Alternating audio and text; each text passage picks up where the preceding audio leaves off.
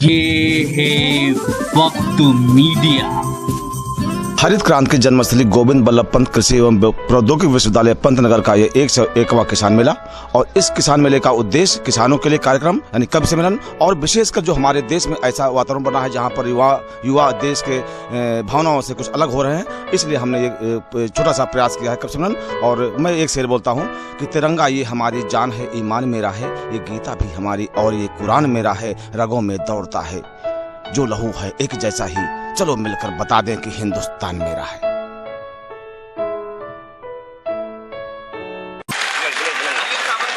आइए मैं आह्वान करता हूं प्रशांत अग्रवाल जी का इन 4 पंक्तियों के साथ 2020 का मैच खेलने का आदेश हुआ है कि बचपन में कक्षा में अक्सर मुझको प्यास लगा करती थी, बचपन में कक्षा में अक्सर मुझको प्यास लगा करती थी, गणित का घंटा आते ही शंका खास लगा करती थी।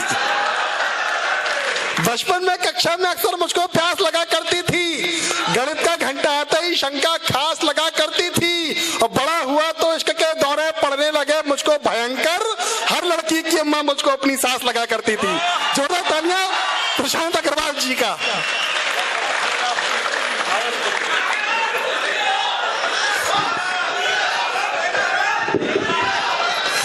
देखिए एक बार और के चक्कर में इतने हो गए।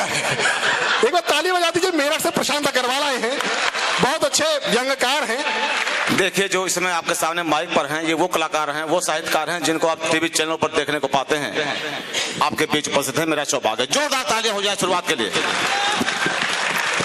मंच के स्वर्णिम सानिध्य को नमन करता हूँ, आप सबकी गौरवमयी उपस्थिति को प्रणाम करता हूँ। सबसे पहले निवेदन ये करूंगा, पीछे जो 8-10 लोग खड़े हैं, आप कृपया आगे आकर के बैठ जाएं, बहुत सारी कुर्सियां रिक्त हैं। भगवान ने खड़े होने के लिए पैर दिए हैं, बैठने के लिए भी कुछ दिया है। भाई एक बार ताली बजाओ यार सारे मिलके, जरा मजा नहीं आ रहा अभी, मैं सही बता रहा हूँ। मैं शुरू होना चाहता हूँ आपके बीच में, और बिल्कुल सही आप कैमरामैन भाई साहब आ जाओ, आप बिल्कुल सही टाइम पे आए हो, अच्छी सी फोटो ले लेना। नहीं आजकल के कैमरामैन होशियार हो गए भाई साहब, बहुत ज्यादा। मैं एक शादी समारोह में गया, वहां जो मैंने कैमरामैन की स्थिति देखी भाई साहब, वो फोटो दुल्हन की कभी आगे से, कभी पीछे से, कभी ऊपर से, कभी नीचे से, और दूल्हे की एक बार सीधी रख के खींच लेता था। मैं उसके पास गया, मैंने कहा अगला ये कर क्या रहा है, मैंने उससे पूछा, मैंने कहा यार तू क्या कर रहा है? बोला जी ऐसा है, मुझे डिस्टर्ब मत करो, मैं दुल्हन को अपने हिसाब से सेट कर रहा हूँ। मैंने कहा यार आज भी दुल्हन को तू ही सेट करेगा, दूल्हा के हंसते सी मत। क्या मैं सही बता रहा हूँ, बिल्कुल आप बिल्कुल अच्छी सी फोटो लेना, मेरे कोई ऐसी दिक्कत वाली बात नहीं है। देखो आपको मैं बता दूं, मैं इस मंच का सबसे छोटा कवि हूँ, और छोटा इस मायने में हूँ कि मैं केवल 10 का नोट हूँ, और ये जो मंच पे पीछे बैठे हैं भाई साहब, ये 1000 500 के नोट। आप पंतनगर, आप सबको पता है 10 का नोट चाहे फटा हो, चाहे गला हो, चाहे टेप लगी हो, वो चल जाता है जैसे मैं चलूंगा अभी। और आप ये भी अच्छी तरह जानते हो, मार्केट में जो भी नोट बंद होते हैं,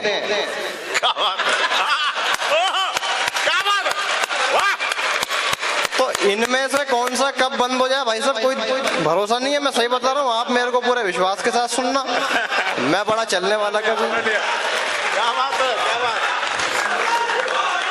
अच्छा 2000 का भी रंग उतर रहा तुम्हें पता नहीं, क्या बात है। मैं बिल्कुल सही बता रहा हूँ। अच्छा मैं बताऊं आपको, आंदोलन समाप्त। देखो सुनो, अभी 20 मिनट आपके मैं बीच में हंगामा करके चला जाऊंगा, आप मुझे मन दे देना। मैं बिल्कुल सही बता रहा हूँ, आज से 2 साल पहले जब कविता से जुड़ना शुरू किया मैंने, तो मंच पे श्रीकांत शर्मा जी बैठे हैं, देश के बड़े ओज के कवि हैं। मैं इनके पास पहुंच गया, मैंने कहा भैया आपका बहुत नाम सुना है कविता के क्षेत्र में, आपकी कोई किताब आई हो तो प्लीज मुझे दे दो, मैं उसको पढ़ करके कविता लिखना सीखना चाहता हूँ। बोले बिल्कुल दूंगा, पहले ये बता अब तक किस किस की पढ़ ली? मैंने कहा जी उर्मिलेश शंकरधर जी की पढ़ी थी, उनकी मृत्यु हो गई। क्या बात है। मैंने कहा जी दुष्यंत कुमार त्यागी की भी पढ़ी थी, वो भी निकल ली। मैंने कहा जी काका हाथरसी की पढ़ी थी, वो भी चल बसे। मैंने कहा जी हरिवंश राय बच्चन की पढ़ी थी, उनका भी नंबर लग गया। अब ये ब्लड प्रेशर बढ़ गया इनका, परेशान हो गए, बोले यार ये तो मरवाएगा मेरी किताब पढ़ के। भाई साहब इनकी होशियारी पे दाद मिले, अपने कमरे में गए चुपचाप, बड़ी एक साफ सुथरी सी किताब निकाल के लाए, मेरे हाथ में दी, बोले ये मेरी पत्नी की नई किताब आई है, ये सब पढ़ियो। क्या बात, वाह, मैं बिल्कुल सही बता, वाह वाह, बहुत सा जुगाड़ है भाई ये। नहीं भाई अच्छा साहब, जुगाड़ मारा। भाई साहब है करने से काम नहीं चलेगा, ताली बजाओ। देखो मैं सही बता रहा हूँ, नहीं मैं बताऊं, अच्छा असल में मैं बताऊं आपको, दिल्ली एक कवि सम्मेलन में गया मैं, तो वहां भाई साहब एक ठूंठ आदमी बैठा बहुत देर से, 10 मिनट तक मैं कविता सुनाता रहा, भाई साहब पूरा पांडाल ताली बजा रहा, वो ताली नहीं बजा रहा। मैंने कहा भाई साहब क्या दिक्कत हो गई, आप ताली नहीं बजा रहे? बोले जी मैं बड़ा आदमी हूँ, मैंने ताली बजाने के लिए आदमी रखे हुए। मैंने कहा यार कमाल का बड़ा आदमी है। थोड़ी देर बाद मैंने 10 मिनट तक चुटकुले सुनाए, सब लोग हंसने लगे, भाई साहब हंस भी नहीं रहा। मैं फिर पहुंच गया, मैंने कहा भाई साहब आप तो हंस भी नहीं रहे। बोले तुम्हें बताया तो है मैं बड़ा आदमी हूँ, मैंने हंसने के लिए भी आदमी रखे हुए हैं। मैंने कहा यार कमाल का आदमी है, हर काम के लिए आदमी। 2 महीने बाद मुझे मार्केट में मिल गया। मैंने कहा भाई साहब क्या दिक्कत हो गई, हाथ में मेहंदी लगी हुई, कंगना बंधा हुआ। मैंने कहा भाई साहब क्या दिक्कत हो गई? बोले यार 2 दिन पहले मेरी शादी हुई है। मैंने कहा तो आप हनीमून पे नहीं गए क्या? वाह, क्या बात। बोला जी मैं तो बड़ा आदमी हूँ, हनीमून पे मैं भी जाऊंगा, आदमी रखे हो। वाह वाह, मैं बिल्कुल सही बता रहा हूँ आपको, नहीं मैं बता रहा हूँ आपको, 4 पंक्तियां जुड़ना है, और मैं बिल्कुल पहली बार ये मंच पे पढ़ना चाहता हूँ। आज का जो माहौल आ जाएगा, ताली बजा दीजिए भैया एक बार। बीच बीच में माला आ जाती है तो ऐसा लगता है मामला ठीक ठाक चल रहा, लेकिन आप माला मुझे एक फालतू दे के गए हो, मेरे पेमेंट में से मत काट लेना कुछ।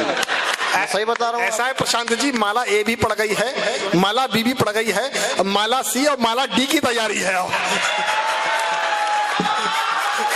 कि मैं देखने गया था मेरी जान की गली, सुनना भाई साहब श्रीकांत जी, स्वागत है। पहली बार पढ़ रहा हूँ। मैं देखने गया था मेरी जान की गली, थी वो मेरे ख्वाबों मेरे अरमान की गली। चौथी पंक्ति पहुंच जाए तो एक बार उत्सव करना। थी वो मेरे ख्वाबों मेरे अरमान की गली, नुक्कड़ पे उसके पापा और भाई मिल गए, नुक्कड़ पे उसके पापा और भाई मिल गए, उन्होंने दिखा दी मुझे शमशान की।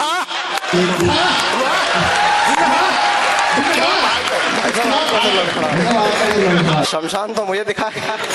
मैं बिल्कुल सही बता रहा हूँ। देखो अच्छा मैं आपको बताऊँ, मोहन मुंतजिर भैया बैठे हैं, इन्होंने बहुत अच्छा आज का संयोजन किया, और भाई साहब केपी सिंह जी बैठे हैं, विकल बहराइची जी बैठे हैं। मोहन मुंतजिर जी शायरी के क्षेत्र में क्यों आए? देखो मैं बिल्कुल सही बता रहा हूँ, ये एक बड़े अच्छे कॉलेज से बड़ी अच्छी डिग्री लेकर के निकले, उसके बाद कुछ हुआ नहीं तो मेरे पास आए, बोले यार प्रशांत चलो चल कहीं पे इंटरव्यू देने चलते हैं, हम कहीं पे नौकरी पकड़ लेते हैं, कवि सम्मेलन से काम नहीं चल रहा। मैंने कहा चलो यार ठीक है। भाई साहब हमें कंपनी में इंटरव्यू देने पहुंच गए, पहला नंबर मेरा लगा, मेरे से पहला सवाल पूछा गया, बताओ हमारे देश के प्रधानमंत्री का क्या नाम है? मैंने कॉन्फिडेंस से उत्तर दिया कि विश्व विख्यात आदरणीय श्री नरेंद्र मोदी।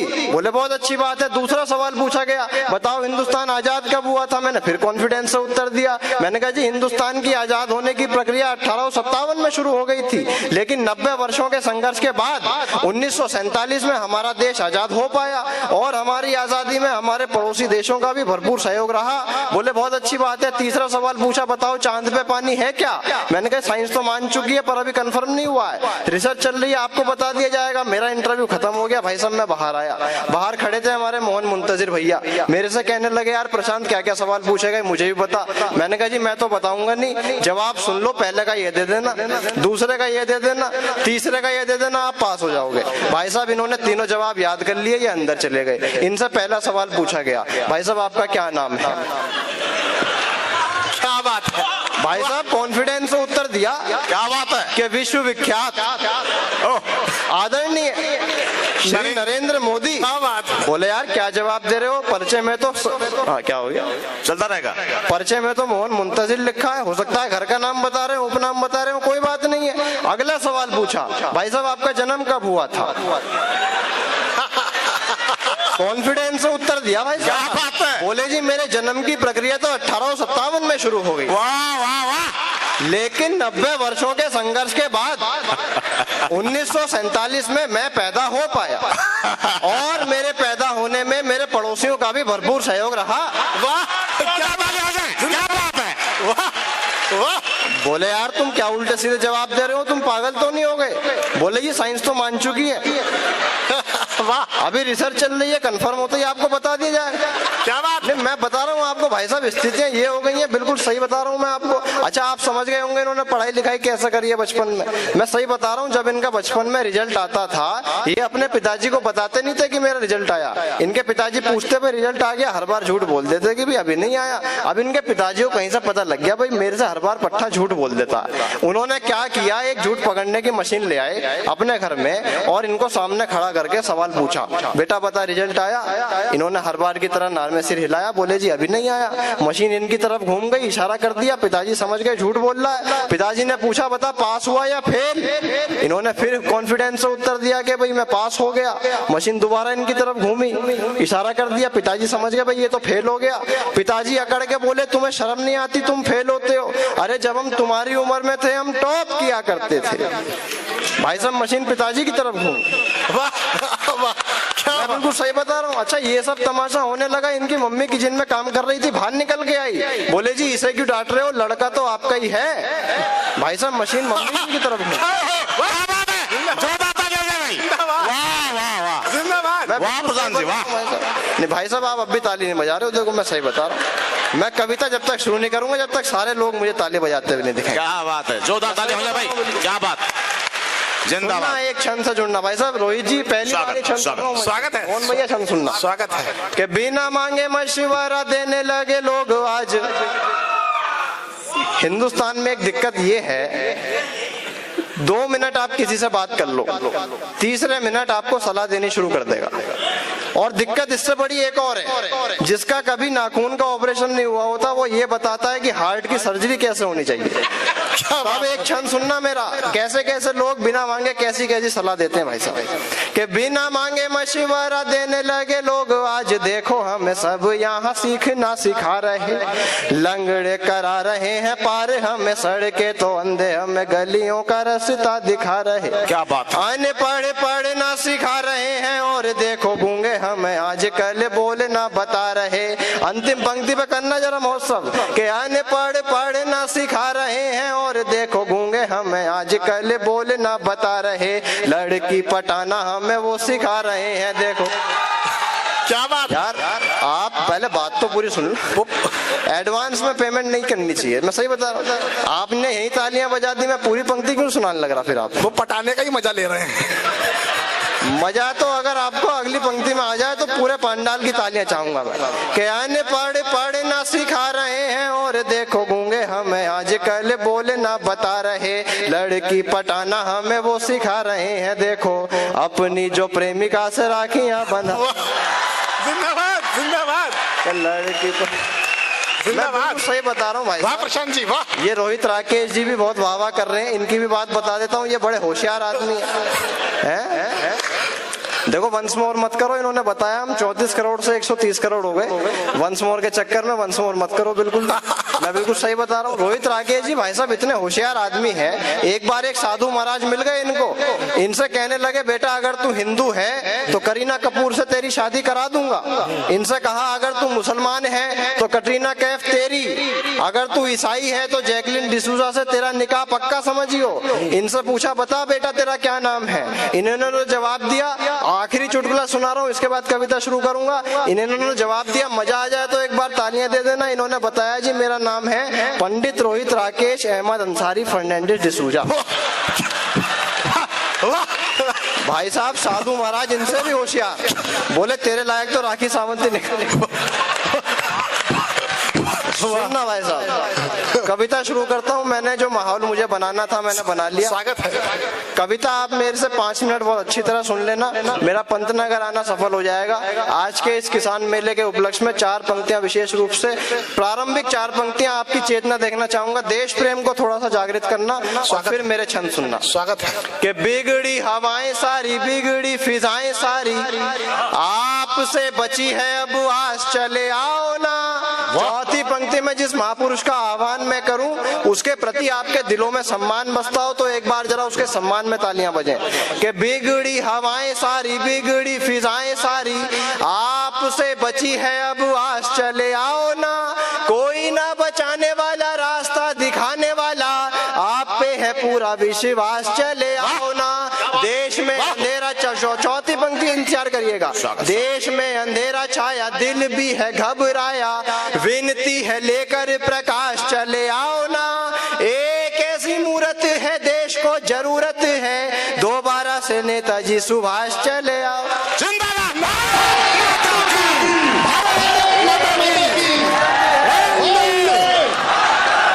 एक ऐसी मूर्त है देश को जरूरत है, दोबारा से नेताजी सुभाष चले आओ ना।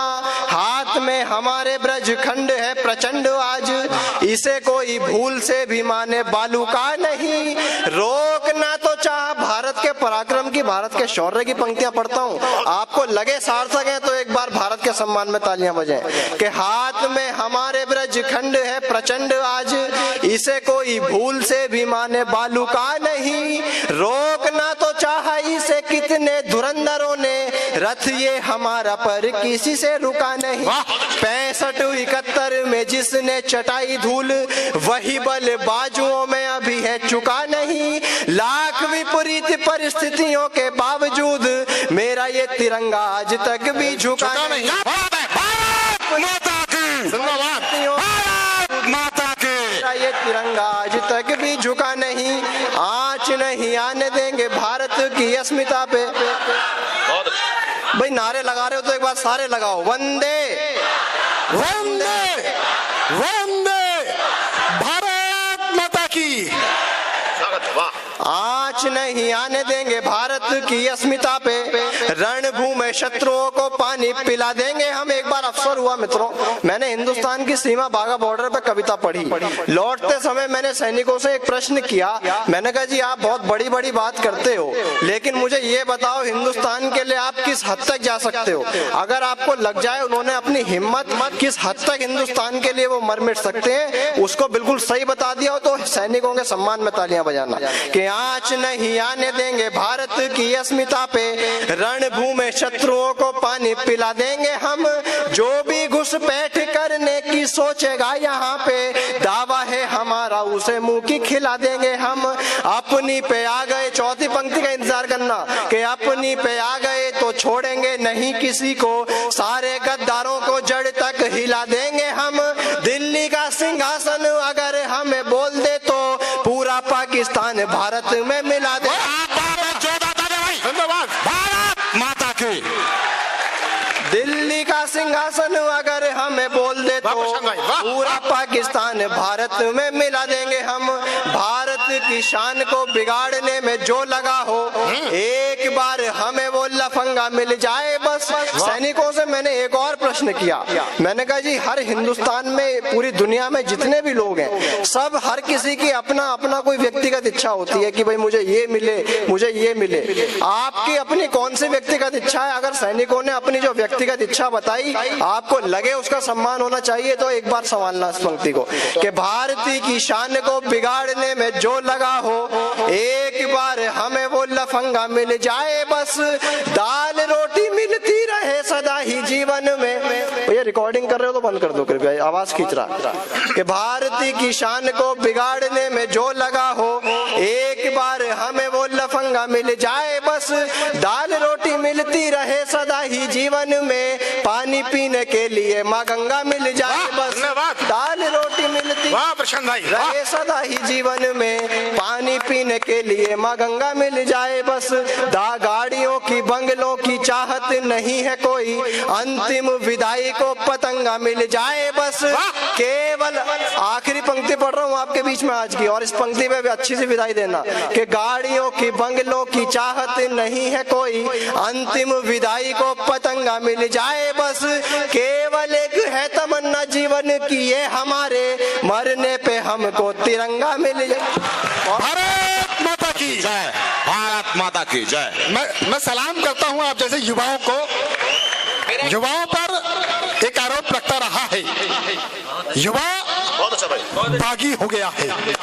मैं सलाम करता हूं पंतनगर की धरती को, इस किसानों की स्थली को सलाम करता हूं, प्रणाम करता हूं कि आप जैसे श्रोता मिले हैं। युवा बागी नहीं हुआ है, उसे सही दिशा की आवश्यकता है। आइए मैं कैसे राष्ट्रीय चेतना के नाम को बुलाता हूं। दोस्तों, ये था पंतनगर कवि सम्मेलन का खास वीडियो। हमारी वेबसाइट है www.mushairalive.com और आप हमसे कांटेक्ट करना चाहते हैं और अपने मुशायरे या कवि सम्मेलन की कवरेज कराना चाहते हैं तो हमारा कांटेक्ट नंबर है 9997640286। मैं शफीक खान, वक्त मीडिया के लिए इजाजत दीजिए।